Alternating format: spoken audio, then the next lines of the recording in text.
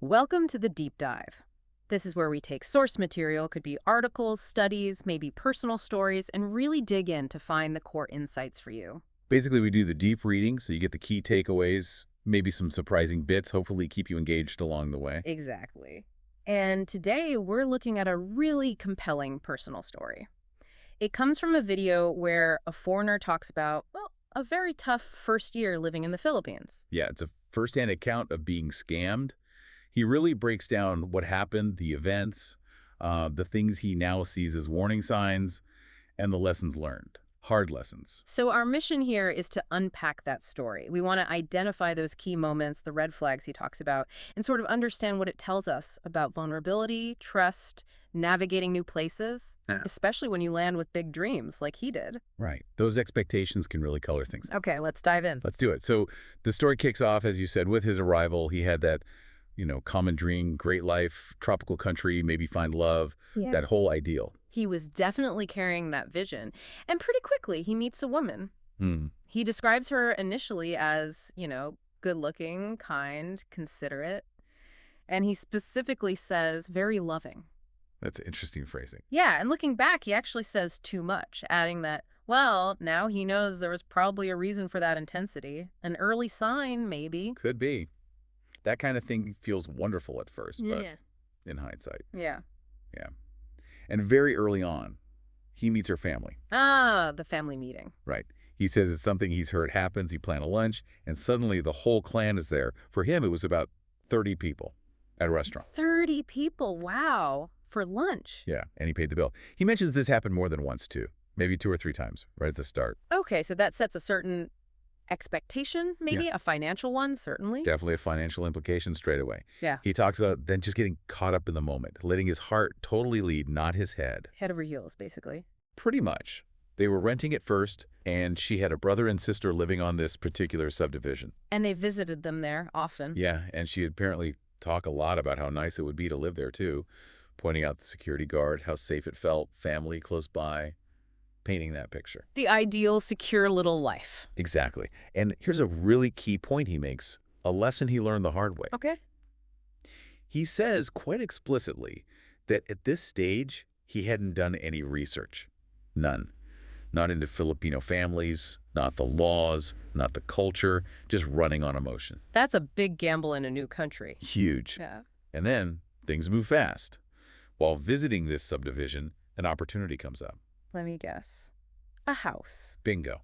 A house for sale, right there on the corner of the subdivision. He even gives the details, 2.3 million pesos, already built, 2 bedrooms. Being compared to back home, that probably seemed affordable. That's what he says. It felt achievable. Yeah. And the woman, she was apparently quick to highlight all the upsides. Corner lot, so space for parking, only one neighbor.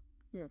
And crucially, she brought up the idea of opening a sari-sari shop. The little neighborhood store, right? Yeah, a small shop, right Yeah. there on the property. She used the word sustainable, suggesting it could be a source of income for them. Ah, sustainability. That's an appealing idea. Very. So that idea, plus the apparent affordability, the safety, the family nearby, Yeah. it all lined up. He got really excited. Right. Went home for a short trip, came back, and basically decided to buy it pretty quickly. Wow. Okay, so decision made. Yeah. And he admits now, looking back, buying that house so soon after meeting her, that was a massive red flag he just didn't see. And still no research on, property laws? Still nothing. He explicitly says he didn't know the rules about foreigners owning property at that point. Okay, so they buy the house, they move in. What about the shop? They set up the sari-sari shop too. He says it was actually quite big. They stocked it well, refrigerators, chilies, lots of stuff, trying to make a real go of it. Got it. And he mentioned she had kids. Yes, 2 daughters. And the story he was given about her marital status was that, yes, she was married, but separated. Long separated from her husband. That was the premise he was operating under. Correct. So house bought, shop running, using his money, remember? And then her focus shifts. To what? Getting an annulment. Suddenly, that's the urgent thing, so she can marry him. And she starts talking about the cost. Ah, how much? She was quoting figures like 100,000, maybe 200,000 pesos, saying it was really expensive. And he didn't quite get what annulment meant initially. Right. He thought it was basically like divorce. He learned later, nope, no divorce in the Philippines, only this annulment process, which is different, often more complex. But she was really pushing for that annulment money. So the financial pressure starts right after the big investment in the house and shop. Exactly. And this is where he says he started noticing the first telltale signs, things that felt off. Like what specifically? Her cell phone, apparently. She never let it out of her sight. If she left a room and forgot it, she'd immediately rush back to get it. He remembers thinking even then, that's not right. That constant vigilance. Hmm. Okay. Any other warnings? Yes, a pretty direct one from someone outside the situation. Hmm. He got talking to a man, the husband of one of her friends. This guy worked for the government, spoke good English, and he just told him straight. Just watch it, he said. Just be careful. Wow. A direct warning from someone seemingly neutral. Yeah. And the speaker's reflection on this is quite stark. He says he just didn't take notice. He heard the warning, but didn't heed it. Brushed it off, maybe? Focused on the dream, perhaps? Perhaps. Then the situation escalates quite a bit. The woman's husband appears on the scene. The actual husband she was supposedly long separated from. The very same. Mm. Only she doesn't introduce him as her husband. No. She introduces him as her cousin. Her cousin. Oh, boy. Yep, and under that guise, this guy, the husband, is welcomed into the house, starts coming around frequently. Okay, now that must have raised some flags. This is where he says his own suspicion really started kicking in. He began thinking, wait a minute, how can this cousin visit so often if he supposedly lives way off in another province? The story wasn't adding up. Exactly. He talks about his electrical signals, his gut instinct, starting the fire. He felt something was wrong and began paying closer attention. That intuition finally starting to cut through. So what did paying closer attention reveal? It revealed the scam pretty clearly through actual actions. He started seeing the cousin, the husband, and her daughters just taking things from the sari-sari shop. Items, maybe money too, without paying. Taking stock from the shop you funded. Precisely. And when he questioned it, the woman's response was telling. What did she say? Things like, oh, it's okay, or he'll pay when he gets the money, which of course Never happened. never happened. And that's when it really hit him. She had zero intention of getting an annulment. That was just the story, to extract more cash. The whole thing was a pretext. And his reflection here is really honest, almost brutal towards himself. He says the signs were there much earlier, especially buying the house so fast. He calls himself a fool, easily parted with his money. He owns his part in missing it. It sounds like it felt very orchestrated by that point. Yeah, he mentions she started going out a lot with friends, and guess who was always there? The cousin. The cousin, always present. It made him wonder, are Filipino families really that close in this very specific, coordinated way? It felt planned. He came to believe it was a coordinated effort. He says he believes the scam was planned and instigated by all of them. The woman, the husband, maybe others. He also knows she was educated an elementary school teacher. So not uneducated or desperate in that sense. Right, but she wasn't working. Why? Because, as he puts it, she had money from him. She was sustainable, just like she'd said the shop could be. For her, not for them. Wow. And did he ever get confirmation this was a pattern? He did, but much later, Yeah. after he'd left. He joined an angling club and met people who lived near her parents. They told him her parents were actually good people, decent folks. But she, the woman, had apparently done this kind of thing to many foreigners before. Oh, man. So he wasn't the first victim. Not by a long shot. And worse, they told him many of her friends were basically laughing at him behind his back. That's just awful. So realizing all this, the theft from the shop, the husband involved, what did he do? He decided he just couldn't stay.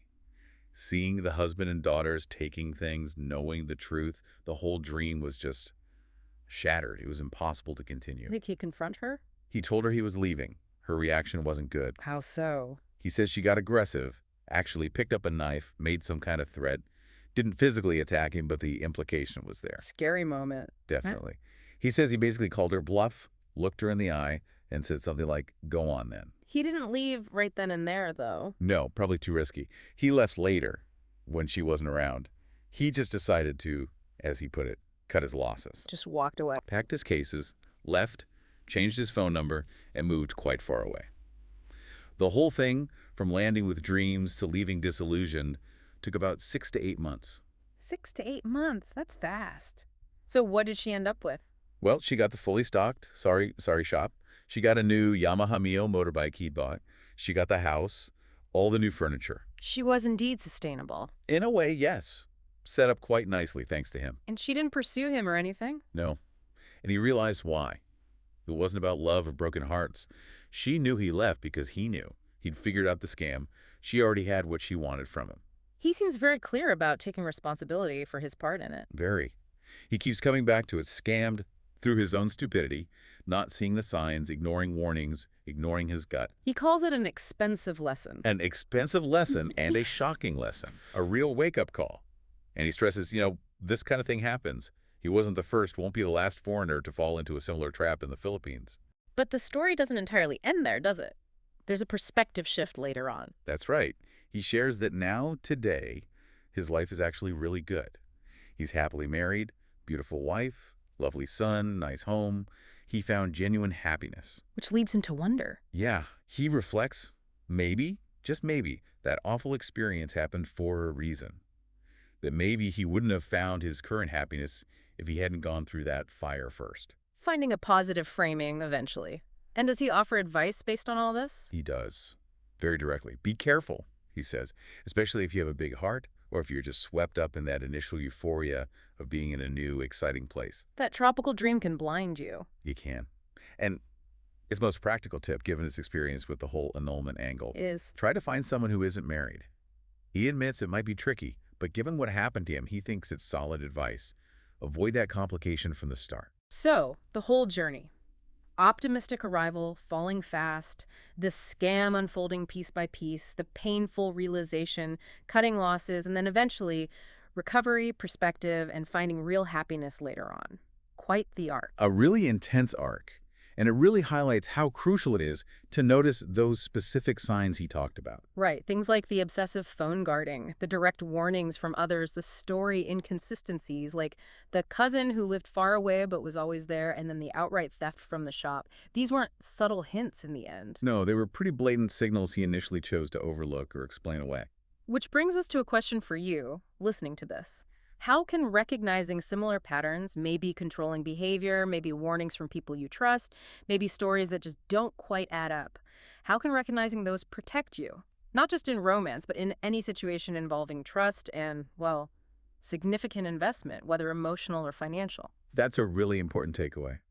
Because if even clear signs can get missed when strong emotions or big dreams are involved, when things seem almost too good to be true, Then how do you train yourself to listen better? To tune into that gut feeling, those electrical signals he mentioned, especially when you're on unfamiliar ground or making major life changes. something definitely worth thinking about.